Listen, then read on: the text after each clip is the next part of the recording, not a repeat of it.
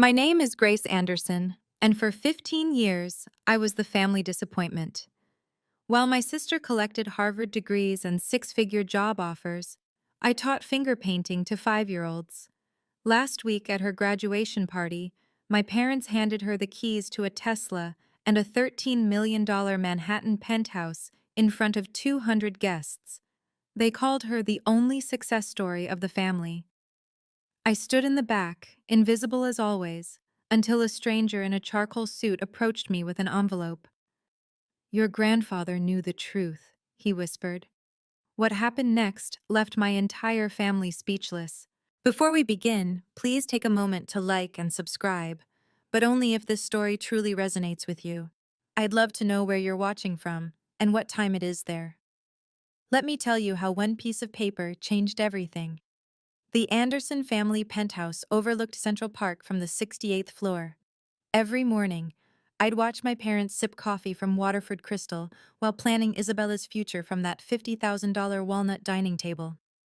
The Monet original above the fireplace, the real one, not a print, cost more than I'd make in 20 lifetimes as a public school art teacher. My studio apartment in Queens had water stains on the ceiling and a radiator that clanged like a ghost with anger issues. While Isabella carried Hermes bags that cost more than my annual rent, I hauled art supplies in a canvas tote I'd painted myself during college. The contrast wasn't subtle, and my parents made sure everyone knew it.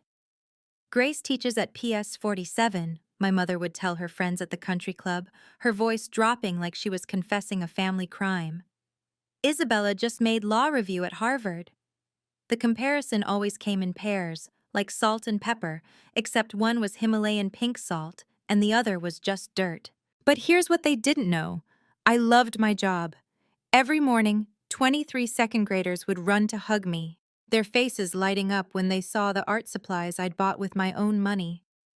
Their parents, immigrants, single mothers, fathers working 3 jobs, would thank me with tears in their eyes when their children brought home paintings that made them feel seen. My parents never asked about my work. They never knew about the awards lining my desk drawer or the letters from parents saying I'd changed their children's lives. To them, success meant stock portfolios and summer houses in the Hamptons. I still went to every family dinner, every celebration. Not for them. For the grandfather who died 10 years ago. The only one who'd ever said, "Grace, you're going to change the world, just not the way they expect." I had no idea how right he was. Isabella graduated summa cum laude from Harvard Law last week. The dean himself shook her hand, and White and Case offered her a starting salary of $215,000 before she'd even thrown her cap in the air. Her Patek Philippe watch, a graduation gift from Dad, cost more than my annual salary of $42,000. She was 28, 4 years younger than me, and already owned a portfolio of investments that would make most CEOs weep with envy. Her LinkedIn profile read like a Wall Street fairy tale: Harvard undergrad, Harvard Law, summer associate at 3 Fortune 500 companies, published in the Yale Law Journal twice. Mine said, "Art teacher at PS 47, believes every child is an artist." The family group chat that week was a shrine to Isabella's glory. Photos of her in her cap and gown, screenshots of congratulations from senators and CEOs, a video of her giving the valedictorian speech. My message, "Congratulations, Bella," got a heart emoji. Nothing more. What that same chat didn't show: the 8 National Education Awards sitting in my desk drawer, the Teacher of the Year recognition. I'd won 3 times. The art therapy program I'd built from nothing that now served 500 children with disabilities across 3 boroughs. I never mentioned these things. What was the point? In my family's currency, they were worthless. The invitation to Isabella's graduation party came on ivory cardstock, so thick it could double as a weapon. Celebrating Isabella's extraordinary achievement, it read in gold foil. At the bottom, in my mother's handwriting, "Grace, please dress appropriately." I wore my best dress, a simple black sheath from Target. Isabella would be in custom Versace. Some things never change. Or so I thought. Why can't you be more like Isabella? That question followed me through childhood like a shadow with teeth. When I brought home an A- in calculus, Isabella had already skipped ahead 2 grades. When I won the state art competition at 16, Isabella had just been accepted to Harvard at 17. My achievements were footnotes in the grand story of Isabella Anderson, future Supreme Court Justice, as my father liked to predict after his third scotch. My mother perfected the art of selective introduction at social gatherings. "This is Isabella, our Harvard law student," she'd beam, her diamonds catching the light. Then, if pressed, "Oh, and Grace, she teaches." The pause before teaches stretched like a void where disappointment lived. I chose teaching because of Mr. Yamamoto, my high school art teacher who saw me crying in the supply closet after another "Why can't you be" lecture. He said something I never forgot. "Some people build skyscrapers, Grace. Others build souls. Guess which one lasts longer?" I wanted to build souls. My parents wanted me to build portfolios. The family photo wall told the story better than words. Isabella's accomplishments covered an entire section: diplomas, newspaper clippings, photos with governors. My section had one photo: college graduation. Even that was partially hidden behind Isabella's Harvard acceptance letter, which my mother had framed in gold. 10 years of therapy taught me to stop seeking their approval. But knowing something intellectually and feeling it in your bones are different beasts. So I kept showing up, kept smiling, kept pretending their words didn't carve little pieces from my heart. From the corner of the St. Regis ballroom, a man in a charcoal suit watched me. He'd been there since I arrived, and something about his gaze felt knowing, like he was waiting for something. The St. Regis ballroom glittered with the kind of wealth that didn't need to announce itself. 200 guests sipped Dom Perignon from crystal flutes, while beluga caviar made rounds on silver platters that probably cost more than my car. Every corner screamed money, from the 30-foot ceiling draped in silk to the orchid centerpieces flown in from Thailand that morning. My father clinked his champagne glass with a gold pen. Of course it was gold. And the room fell silent.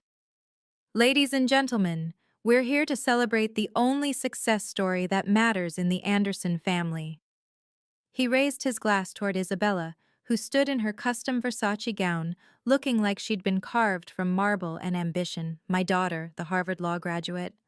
The only success story. Singular. I wasn't even a footnote anymore. I was an erasure. My mother worked the room, her voice carrying over the classical quartet. "Isabella's starting at White and Case next month," she told the mayor's wife. Then, catching sight of me by the shrimp display, "Oh, that's Grace. She teaches finger painting to children." The way she said finger painting made it sound like I dealt drugs to toddlers. A woman in Chanel asked what grade I taught. Before I could answer, my mother interjected, "Elementary, very elementary." The woman's smile turned pitying.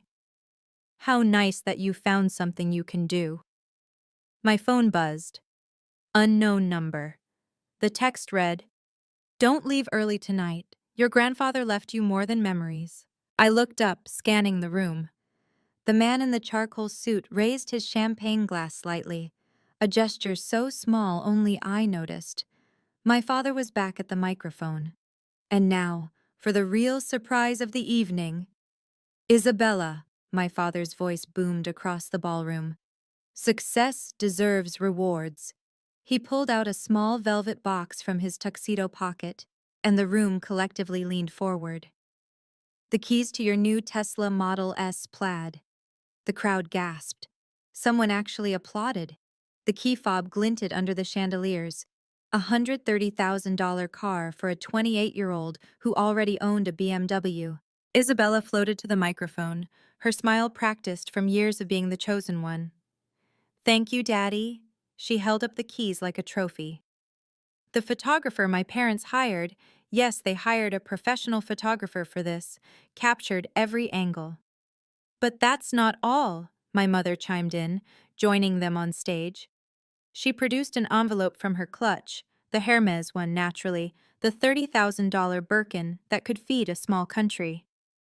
Inside this envelope is the deed to your new home, a $13 million penthouse in Tribeca, 4 bedrooms, private terrace, and a view of the entire city you're about to conquer. $13 million. For reference, that could fund my entire school's art program for the next century. It could provide therapy for thousands of children who'd never otherwise afford it. Instead, it would house one person who already had everything. Isabella hugged them both, and the photographer went wild. The crowd erupted in applause that felt like tiny hammers against my skull. I stood in my corner, invisible as wallpaper, holding my champagne flute so tight I worried it might shatter. "This Tesla is just the beginning of what you deserve, Isabella," my father said into the microphone. His words carried across the room, across the years of comparison, across every moment he'd looked through me like I was transparent. The man in the charcoal suit moved closer. Not obviously, just a drift through the crowd that brought him within earshot. He wasn't watching Isabella's triumph. He was watching me. My phone buzzed again. "The real show starts in 5 minutes. Don't sign anything." Sign anything? What could I possibly— "Grace!" My mother's voice cut through my thoughts. "Come here, please, we need you on stage." Isabella held the microphone like a scepter, her Harvard law ring catching the light. "I want to thank everyone for celebrating this moment with us," she began, her voice honey-sweet with hidden thorns. "Success isn't easy. It takes dedication, ambition, and the courage to reach for more than—" She paused, her eyes finding mine. "Finger paintings and participation trophies." Nervous laughter rippled through the crowd. Someone whispered, "Harsh." Another said, "But true." "Some people," Isabella continued, "are content with mediocrity. They find comfort in small lives, small dreams, small paychecks. And that's fine. The world needs people to teach children their ABCs, while others of us argue cases before the Supreme Court." My cheeks burned. 200 pairs of eyes tried not to look at me while absolutely looking at me. A woman in pearls stage whispered to her husband, "Is that the teacher sister? Poor thing." "But tonight isn't about those who settle," Isabella raised her champagne. "It's about excellence. It's about proving that with the right mindset, the right education, and the right priorities, anyone can— Excuse me." The man in the charcoal suit stepped forward. The crowd parted like he carried invisible authority. He was older than I'd first thought, maybe 75, with silver hair and eyes that had seen decades of secrets. "I apologize for interrupting," he said, his voice carrying despite its softness. "My name is Harold Whitman. I was your grandfather's attorney for 40 years. My father's face went pale. My mother's champagne glass trembled. "I have something that needs to be addressed tonight," Harold continued, pulling out a leather envelope from his jacket, "before any more announcements are made." Isabella's smile froze. "I don't think— "Oh, but I do think," Harold said. "In fact, your grandfather insisted." My father recovered quickly. He always did when his authority was challenged. "Mr. Whitman, this is a private family celebration. Whatever business you have can wait until— Actually, it can't." Harold's voice remained calm, but there was steel underneath. "Especially considering what you're about to do." My father's jaw tightened. He knew something. They both did. My parents exchanged a look that lasted a heartbeat too long. "As I was saying," my father turned back to the microphone, speaking faster now, "Isabella will also be inheriting the entirety of the Anderson family estate. The company, the properties, all of it. She's proven herself capable of managing substantial assets." The room erupted in congratulations. Isabella glowed. My mother smiled so wide her Botox almost cracked. "Grace, on the other hand," my father continued, and my stomach dropped, "simply doesn't have the capacity for such responsibility. Teaching finger painting to children is noble, I suppose, but it hardly qualifies someone to manage millions. Some people build empires, others finger paint." The words hit like physical blows. "Which is why," my mother joined in, producing another document from her bag, We need Grace to sign this waiver of inheritance rights. It's what's best for everyone. The crowd went silent. This was too much drama, even for the Upper East Side. Come on up, Grace, my father said. It wasn't a request. I walked to the stage on legs that felt like water. 200 people watched me climb those 3 steps. The woman in Chanel whispered something about family business being so awkward. Someone else muttered about knowing one's place. My mother held out the waiver and a Mont Blanc pen.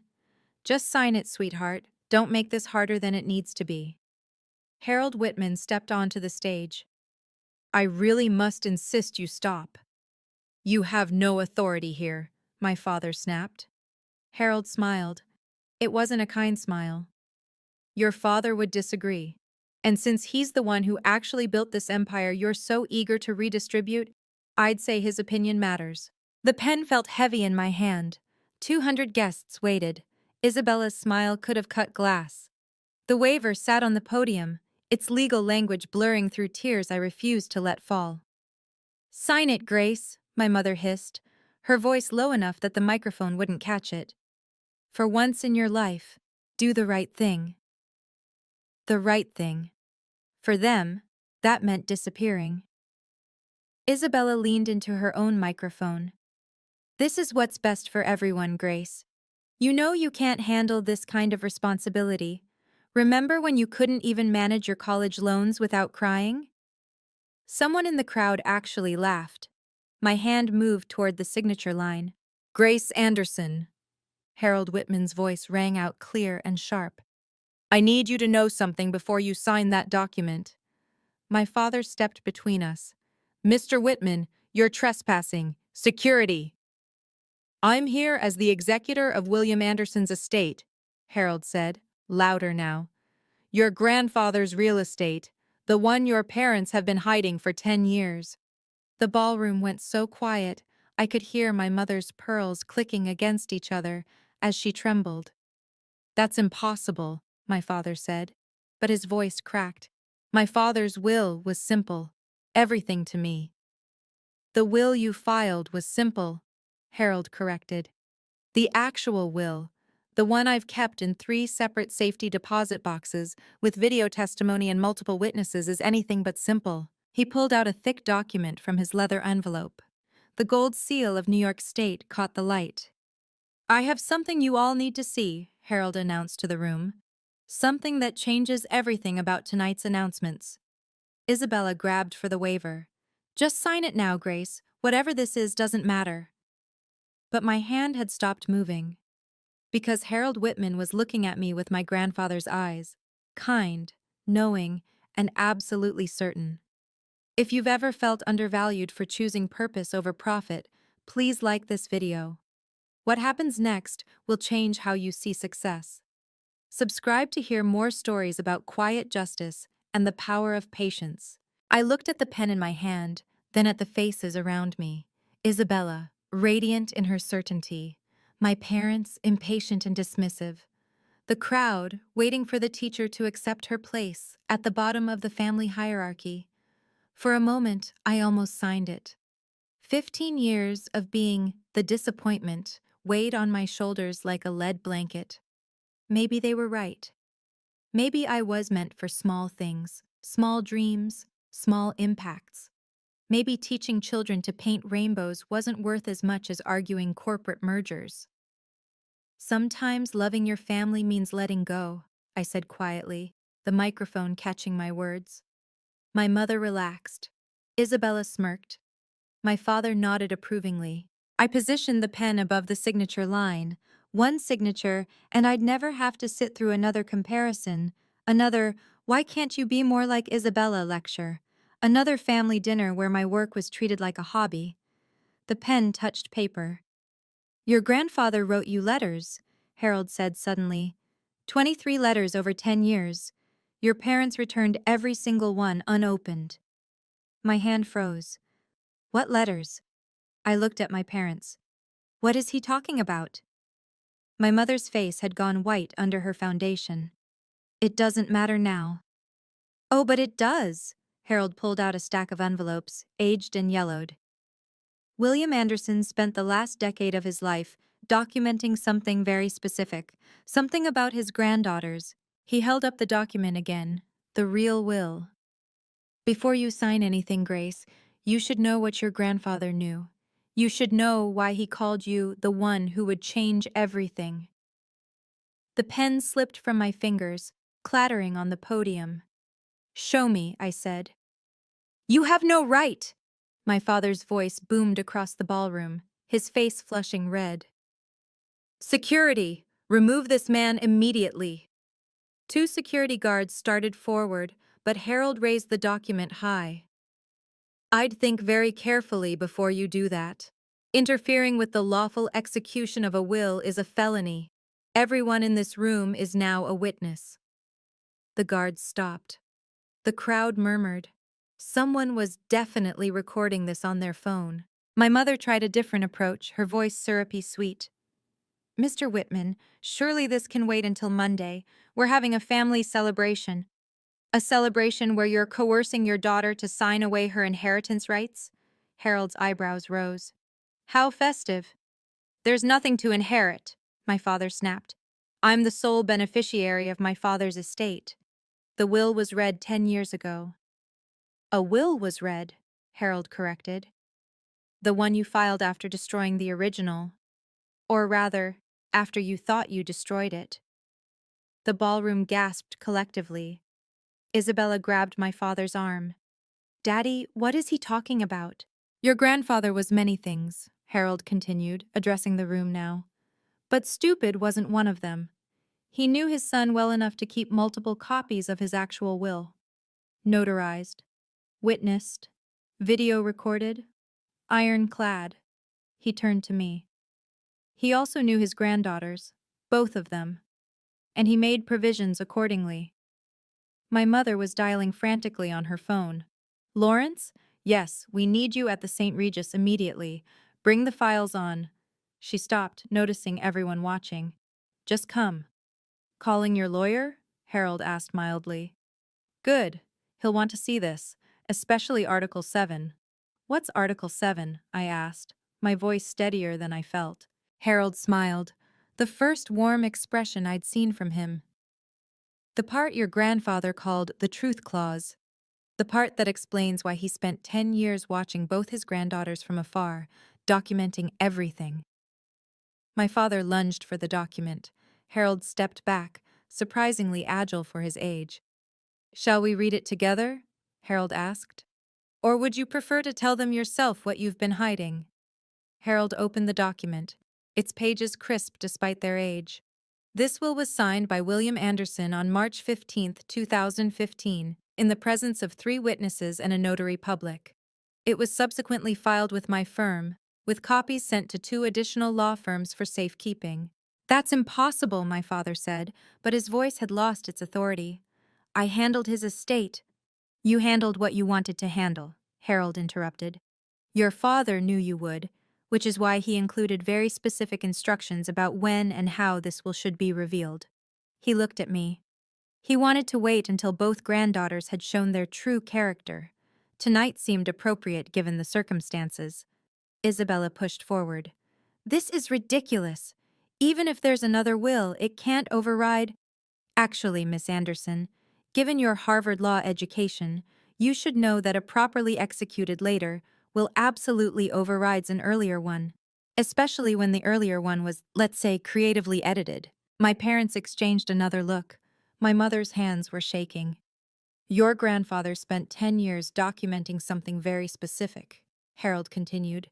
The real contributions his granddaughters made to society, not the degrees, not the salaries, the actual impact. He pulled out a folder thick with papers. Grace, did you know your grandfather hired a private investigator to follow your career? Not to spy, to document. Every award you won that your parents ignored. Every child whose life you changed. Every family you helped through your art therapy program. The room was silent. Even the waitstaff had stopped moving. He has files on both of you, Harold said, looking between Isabella and me. And based on those files, he made his decision about who should inherit the Anderson legacy. This is insane, Isabella said, but her voice wavered. No, Harold replied. This is justice. Shall we read Article 7 now?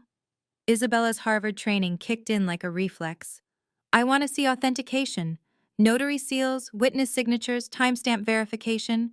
This could be fabricated. Anyone can create old-looking documents. Spoken like a true lawyer, Harold said approvingly. He pulled out a manila folder, notarized at 3 separate locations. Here's the seal from New York State, authenticated last week when I knew tonight was happening. Here's the witness list. Judge Patricia Hornby, Dr. Michael Chen from Mount Sinai, and Eleanor Roosevelt III from the Manhattan Trust Foundation. Isabella examined the papers, her face growing paler with each page. These are real. Of course they're real, Harold said. Your grandfather didn't leave anything to chance. He also video recorded the signing. He pulled out an iPad.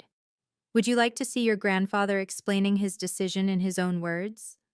This is entrapment, my father shouted. You waited until you tried to force Grace to sign away rights you knew she had? Harold asked. Yes, I did wait. Your father predicted you would do exactly this. He said, and I quote, Robert will try to give everything to Isabella the moment he thinks he can get away with it. Wait for that moment, then show them the truth.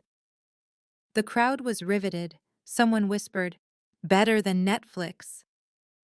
Isabella turned to our parents. You knew? You knew there was another will and you hid it? My mother's silence was answer enough.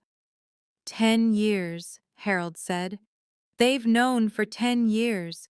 They found the first copy in your grandfather's desk and destroyed it. What they didn't know was that he'd already filed copies with 3 law firms and recorded himself signing it. I'll challenge this in court, Isabella said, but her voice lacked conviction. With what grounds? Harold asked. Mental incompetence? Your grandfather's medical records show perfect cognitive function. Undue influence? He hadn't seen Grace in years when he wrote this. Face it, counselor. This will is bulletproof. He turned to page 7. Now shall we discuss the inheritance criteria your grandfather established?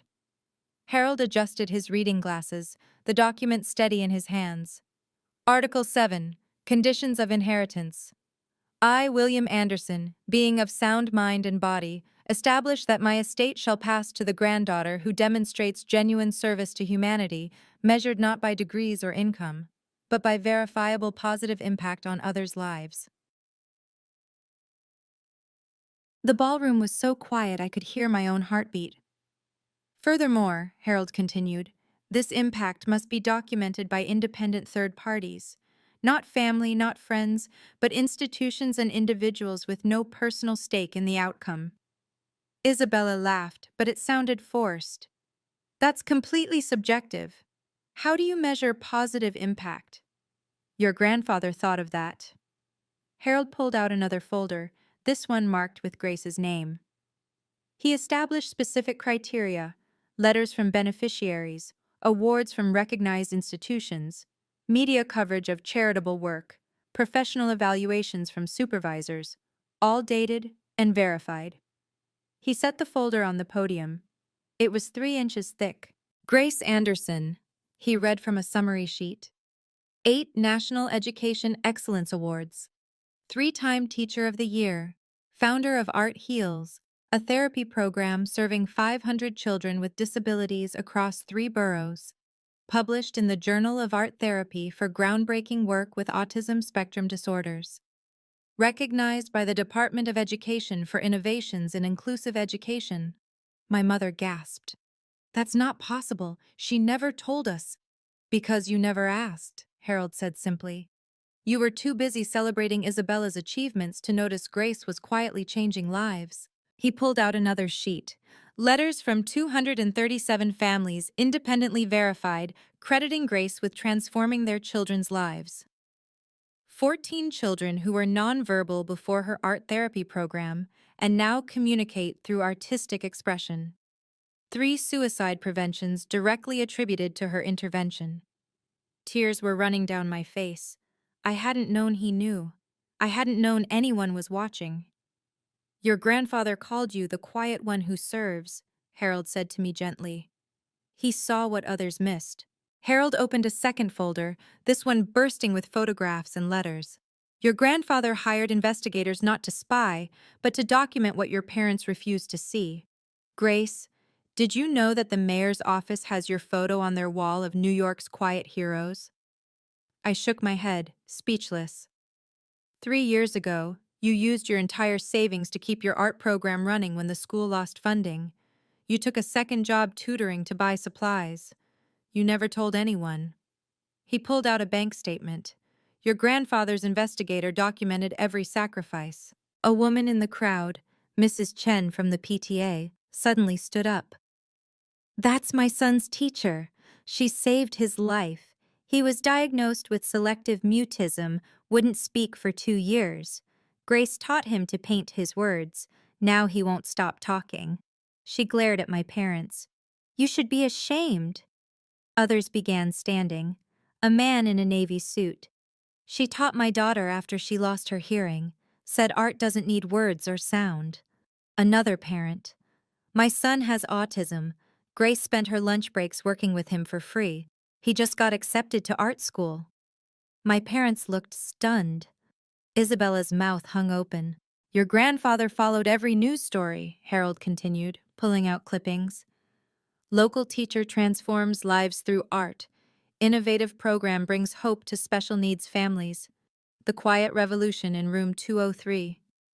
He looked at my parents. You had every opportunity to know this. You chose not to look. Then he turned to Isabella. Now, Miss Anderson, would you like me to read your grandfather's assessment of your contributions, or should we skip to his final decision? Isabella's face was stone. Read it. Harold nodded. Very well, but I should warn you, your grandfather was thorough and honest. Harold pulled out Isabella's folder. It was noticeably thinner. Isabella Anderson, Harvard Law, summa cum laude, law review editor, starting salary $215,000. He paused. Community service, mandatory pro bono hours required by law school, 40 hours total over 3 years, no voluntary service beyond requirements. Isabella's face flushed. I was building my career. You were building your resume, Harold corrected. Your grandfather noted the difference. He also documented this. In 2019, you volunteered to organize a charity auction for underprivileged children. You raised $30,000.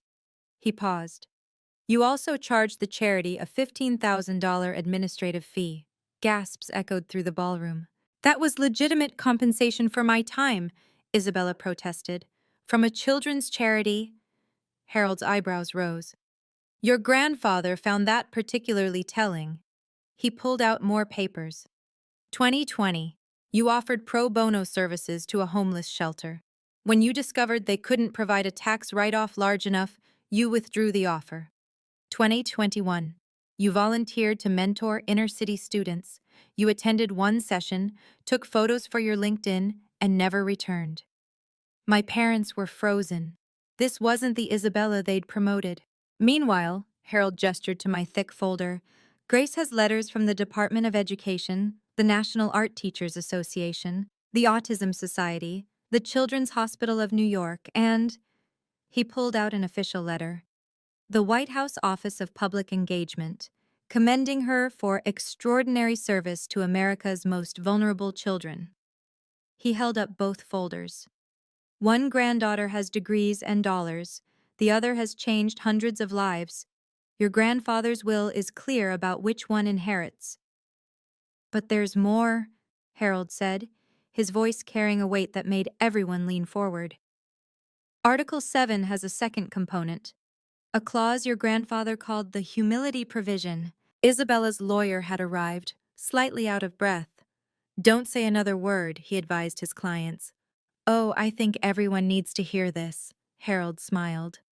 Sometimes the quietest person in the room is the strongest. If this story touches you, please comment below. Where are you from and what time are you watching? Subscribe and hit the notification bell to follow the climax that's about to unfold. Isabella's lawyer, Lawrence Fitzgerald, pushed through the crowd, his Armani suit impeccable despite his rush. This is highly irregular. Any will contest should be handled in probate court, not at a social gathering.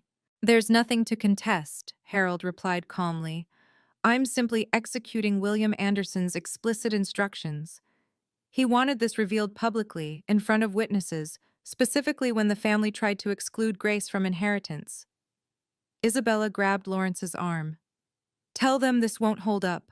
Tell them I'll sue for defamation, for intentional infliction of emotional distress, For what? Harold interrupted.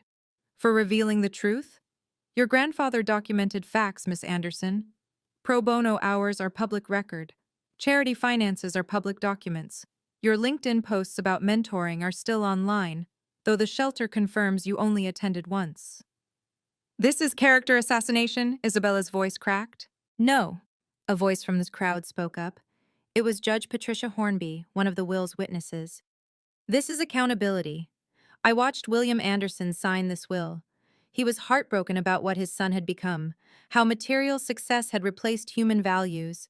He said, Wait, Patricia, I built this fortune to help people, not to create monsters. More parents from my school stood up. Mr. Rodriguez, whose son had severe ADHD. Grace Anderson spent every Thursday after school with my boy for 2 years. Never charged us a penny. He's in college now because of her. Mrs. Kim. My daughter was bullied for her disability. Grace created a whole anti-bullying program through art, changed the entire school culture. Dr. Patel. She volunteers at our children's hospital every Saturday, brings art supplies she pays for herself. Isabella looked around wildly. Money doesn't make you worthy, Isabella, I heard myself say, my voice steady. Impact does. You manipulated him, Isabella accused. You must have... Grace hadn't seen her grandfather for 5 years before he died, Harold stated. By your parents' design. They told him she was too busy with her little teaching job to visit. My father's CEO instincts kicked in. When cornered, negotiate. Let's be reasonable here. We can work out an arrangement. Split everything equally. 50-50. That's fair. Fair? Harold's voice carried decades of legal authority. Was it fair when you told your father that Grace dropped out of college? She graduated with honors. Was it fair when you said she was unemployed? She was teaching full-time. Was it fair when you returned every letter he tried to send her? My mother clutched her Hermes bag like a lifeline, tears ruining her perfect makeup. We only wanted what was best for the family. Isabella had so much potential. And Grace didn't? Harold gestured to the crowd. Half this room can testify to Grace's potential. The difference is, she fulfilled hers by lifting others, not by stepping on them. Please, my mother turned to me, desperation cracking her voice. Grace, sweetheart, think about the family reputation. If this gets out... It's already out, someone called. 3 phones were clearly recording. My father tried one last angle. Grace, you don't understand complex finances. The company needs someone with business experience. The company? Harold laughed. You mean the real estate empire built on your father's patents? The ones he invented while teaching at Columbia? Before he knew his son would value square footage over souls? Lawrence whispered urgently to my parents. Isabella stood frozen, her perfect world crumbling in real time. We can challenge mental capacity, Lawrence suggested quietly, but his voice carried. Judge Hornby stood up. I'd be happy to testify about William's mental state, sharp as a tack. He beat me at chess the day before he died. My father's shoulders sagged. My mother sank into a chair. Grace, my father said quietly, what do you want? For 15 years, I'd been silent. The quiet one, the disappointment, the afterthought. Now 200 people waited for my words. What do I want? I repeated, my voice carrying across the ballroom. I wanted parents who saw me, who valued compassion over compensation, who understood that teaching isn't settling, it's building the future one child at a time. I stepped toward the microphone, my target dress suddenly feeling like armor. I spent 15 years believing I was less than Isabella because my bank account was smaller, because my car was older, because my apartment didn't have a doorman. I looked at my parents. You taught me that worth equals wealth. Grandfather knew better. The room was silent except for someone quietly crying, Mrs. Chen, whose son I'd taught to speak through art. I don't need your money, I continued, looking at my parents. I needed parents who celebrated my first teaching award the way you celebrated Isabella's first A+. I needed a family who understood that changing one child's life matters more than billing hours. Isabella finally spoke. So sanctimonious, so noble. You think you're better than me because you're poor? No, I said simply. I think I'm fulfilled because I'm useful. There's a difference between being successful and being significant. Grandfather understood that. Harold cleared his throat. Speaking of your grandfather's understanding, there's one more aspect of Article 7 we need to discuss. The conditions for Isabella. Everyone turned to him. Your grandfather didn't disinherit you, Isabella, Harold said, but your inheritance comes with conditions. Isabella's eyes sparked with hope. What conditions? 2 years of documented public service, real service, not photo ops, not resume building, teaching, volunteering, genuine contribution to society. Only then do you receive your portion. That's extortion. That's education, Harold corrected. Your grandfather's final attempt to teach what your parents failed to, that privilege comes with responsibility. But I have one condition too, I said, and everyone turned back to me. Harold smiled as if he'd been waiting for this moment. Before you state your condition, Grace, there's something else. He flipped to the next page. The humility provision, subsection C. He read aloud. Should any beneficiary attempt to coerce, manipulate, or force another beneficiary to forfeit their inheritance, the coercing party forfeits all claims immediately and permanently. My parents went white. Isabella grabbed the podium for support. Furthermore, Harold continued, if such coercion occurs in public, witnessed by multiple parties, the forfeited inheritance transfers entirely to the wronged party, activating the emergency trust fund of $15 million, separate from the estate. Lawrence frantically flipped through his phone, presumably checking legal databases. That's ironclad. Tonight, Harold gestured to the room. Robert and Margaret Anderson, along with Isabella Anderson, attempted to force Grace to sign away her inheritance rights in front of 200 witnesses. The conditions of subsection C are met. $15 million? Isabella's voice was barely a whisper. Your grandfather was very specific, Harold explained. He said, if they gang up on Grace, and they will, she should have immediate resources to establish her independence. The fund transfers automatically upon documented coercion. He pulled out a tablet. The transfer was initiated the moment Grace was called to stage to sign that waiver. Your grandfather's financial advisor has been watching via livestream. Yes, Mr. Anderson, the charity photographer you hired was actually documenting this for the estate. My father sank into a chair. He planned all of this?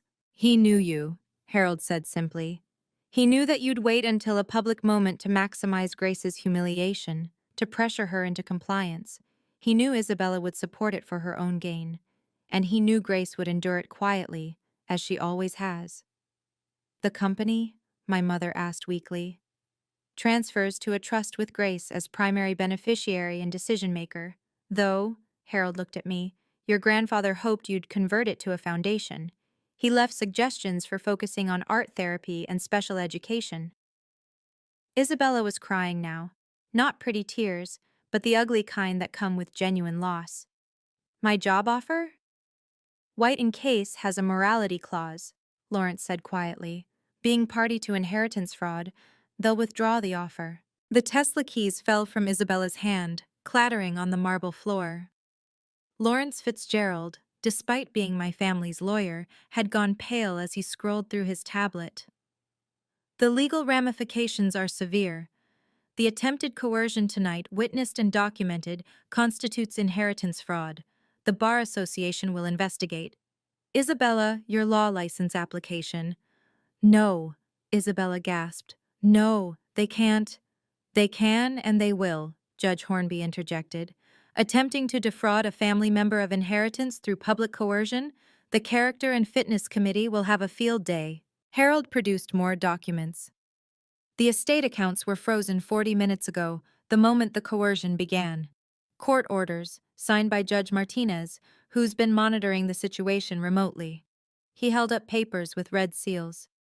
Robert Anderson, your access to the company accounts is suspended pending investigation. The brownstone, the Hampton House, the portfolio, all frozen. You can't do this, my father roared. I'm not doing anything, Harold replied. I'm executing William Anderson's explicit instructions. He wrote, if Robert tries to steal from Grace, and he will, stop him immediately and publicly. My mother's phone rang. She answered with shaking hands. Hello? What do you mean frozen? All of them? She looked at my father. The credit cards aren't working. The penthouse? Isabella asked desperately. The one you just gave me? Was never theirs to give, Harold said. It's part of the estate, which now belongs to Grace. Someone in the crowd whistled low. $13 million, plus the company valued at $30 million, Harold added, plus the liquid assets of approximately $15 million, plus the art collection, your grandfather was quite the collector, valued at $6 million. $64 million? Isabella's legs gave out. Someone pushed a chair under her. That Grace's parents tried to steal from her, Judge Hornby said loudly, ensuring the recording phones caught every word. This is why William Anderson wanted witnesses. The crowd was buzzing. This would be all over the Upper East Side by morning, all over the internet by midnight. The Tesla? Isabella asked in a small voice. Purchased yesterday with estate funds, Harold confirmed. It'll be returned to the dealer Monday. Every symbol of success my parents had flaunted was built on theft, on stealing from the daughter they deemed unworthy. Isabella Anderson, Harvard Law summa cum laude, the golden child who'd never failed at anything, crumbled completely. Her perfect makeup ran in streams down her face as she sobbed, not the delicate tears of earlier, but raw, broken sounds. I don't understand, she gasped between sobs. I did everything right. Perfect grades, perfect school, perfect job. Perfect is not the same as good, Harold said gently. Your grandfather wrote about you. Isabella has every advantage but empathy, every skill but kindness. Maybe losing everything will teach her what gaining everything never could. Isabella looked at me through her tears. For the first time in our lives, she looked at me, not through me, not past me, but at me. You knew, she whispered. You knew you were worth more, and you never said anything. I didn't know about the will, I said honestly, but I knew my worth wasn't measured in dollars. You taught me that, actually. Watching you chase money while missing meaning, you taught me what not to value. I've never... Isabella's voice broke. I've never actually helped anyone, have I? Not really. Not without expecting something back. The room was silent. Even the waiters had stopped pretending to work. I don't even know how, Isabella admitted. To help, to serve, to care about someone else's success more than my own. She looked at our parents. You made me this way. You praised every achievement that brought status and ignored every opportunity to build character. And now I'm 28 years old, and I don't know who I am without my resume. That's the first honest thing you've said in years, my mother said quietly, surprising everyone. Isabella stood shakily. Grace, I need that job. Not white in case, whatever you'll let me do. I need to learn. My father stood before the crowd, this titan of real estate who'd built his identity on being William Anderson's son, and for the first time in my life, I saw him clearly. Not the CEO, not the patriarch, just a man who'd lost his way. I measured everything wrong, he said, his voice carrying across the silent ballroom. Stock prices, square footage, net worth. I measured everything except what mattered. He turned to me. Grace, you were never the disappointment. I was. I disappointed my father by becoming everything he never wanted. A man who knew the price of everything and the value of nothing. My mother stood beside him, her perfect posture finally breaking. We were so proud of Isabella's Harvard acceptance that we framed the letter. But Grace, you have 237 letters from families whose lives you've changed, and we never framed a single one. She looked at the crowd, many of whom were their society friends. We taught our daughters that appearance matters more than substance, that wealth matters more than worth. We were wrong. Someone started clapping, Mrs. Chen. Then another parent joined, then another. Not for my parents' confession, but for the truth finally being spoken. The irony, my father said, laughing bitterly, is that my father built this fortune as a teacher. A Columbia professor who invented 3 patents that changed the industry. He never cared about the money. He cared about the knowledge. And I forgot that. He looked at Harold. He tried to tell me, didn't he? All those years, he tried to redirect me toward meaning instead of money. Every week, Harold confirmed. He'd say, Robert, you're building a monument to nothing. Grace is building lives. We measured success in dollars, my mother said, looking at me, when we should have measured it in lives changed. The photographer, who apparently worked for the estate, captured everything. The truth finally exposed, documented for posterity. My father straightened his shoulders. Grace, we don't deserve forgiveness, but we're asking for it anyway. I stood at the podium, looking at my family, broken, exposed, finally honest, and made my decision. I accept the inheritance, I said clearly. All of it, as grandfather intended. Isabella's sob cut through the air. But, I continued, I also accept his vision for it. The company will become the Anderson Foundation for Art Therapy and Special Education. The buildings will house programs, not profits. The money will fund teachers, not takeovers. I turned to Isabella. You want to learn to serve? You'll start Monday. Minimum wage, working with our most challenging kids. The ones who bite, who scream, who throw paint. You'll clean up their messes and celebrate their breakthroughs. You'll learn that progress isn't measured in percentages, but in smiles. Yes, Isabella said immediately. Yes, anything. 2 years, I said.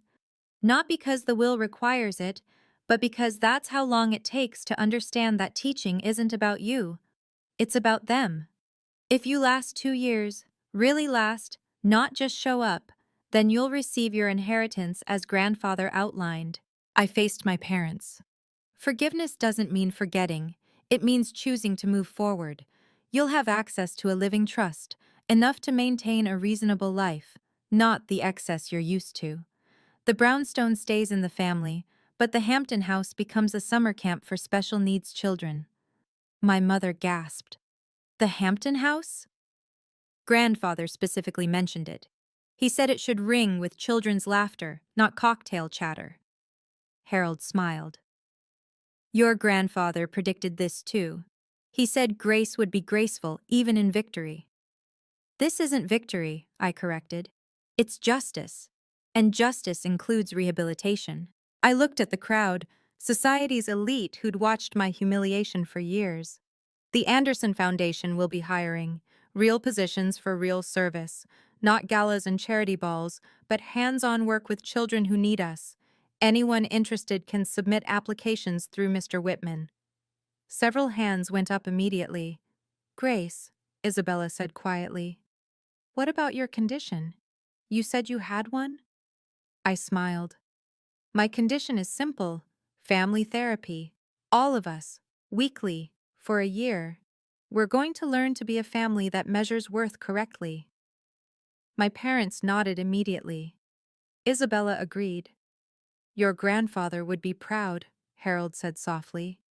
He knew this would happen, I realized. All of it. Every detail, Harold confirmed.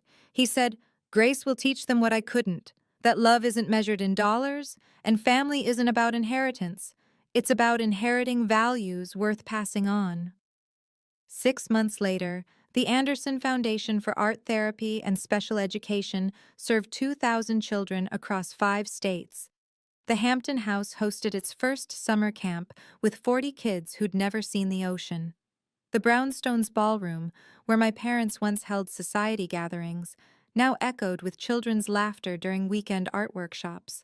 Isabella lasted the first month by sheer will. The second month broke her. A 7-year-old with autism had a meltdown, threw paint everywhere, including in Isabella's hair. She cried in the supply closet. I found her there, covered in purple paint, and she laughed, really laughed, for the first time in years. He was trying to paint the sound of happiness, she said. He told me purple sounds happy. Now she runs our sensory art program. She's brilliant at it, that Harvard brain finally serving something meaningful. Her salary is $43,000 a year. She drives a Honda Civic. She's never been happier. My parents volunteer every Wednesday. Dad reads to kids while Mom helps with art projects. Last week, a child hugged my mother and left paint handprints on her blouse. She wore those handprints the rest of the day like medals of honor. The foundation has 50 full-time teachers, all paid $60,000 minimum, a living wage for doing life-changing work. We've partnered with 15 hospitals, 30 schools, and countless families who never thought their children would communicate until art gave them a language. White and Case called last month. They wanted Isabella back, said they'd reconsidered. She laughed and hung up. I have purple happiness to paint, she told them. Harold Whitman serves on our board. He says grandfather would be amazed at what we've built. I disagree. I think grandfather knew exactly what would grow from the seeds he planted. I still teach at PS 47. Same classroom, same kids who need me, same $42,000 salary from the school. The only difference is that now I can buy all the supplies we need. Every child gets their own easel, their own paints, their own chance to show the world their inner light. My grandfather knew that true inheritance isn't money, it's impact. He spent 10 years watching from afar, documenting not our achievements but our choices. He saw Isabella choose status over service. He saw my parents choose appearance over authenticity. And he saw me choose purpose over profit. The will wasn't about punishment or reward, it was about alignment, putting resources in the hands of someone who'd use them for others, not themselves. Grandfather didn't leave me millions. He left me the means to multiply compassion. Last week, Isabella and I went through grandfather's letters, the ones my parents had returned. In one, he wrote, Grace, you're painting the world better, one child at a time. Someday, I'll make sure you have all the colors you need. He kept his promise. My parents are different now, smaller in the best way, less proud, more present. They've discovered that being grandparents to 2,000 kids through the foundation brings more joy than any boardroom victory ever did. The art collection grandfather left? It hangs in children's hospitals now. Picasso's and Pollock's watching over kids who paint their own masterpieces between treatments. That stranger in the charcoal suit who changed everything? Harold still comes to our events. He always stands in the back, watching, smiling.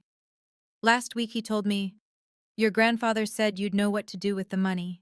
He said, Grace already knows the difference between having wealth and being wealthy. He was right. I am wealthy. Not because I inherited $64 million, but because I inherited the understanding of what to do with it. Money is just paper and numbers until you transform it into changed lives. That's the real inheritance my grandfather left. Not a fortune, but a purpose for it. If this story reminded you that your worth isn't determined by others' opinions, please share it with someone who needs to hear it today. Subscribe for more stories about quiet justice and the power of patience. Comment below. Have you ever been undervalued by those who should have seen your worth? Remember, sometimes the quietest person in the room is the strongest. Thank you for listening to Grace's story.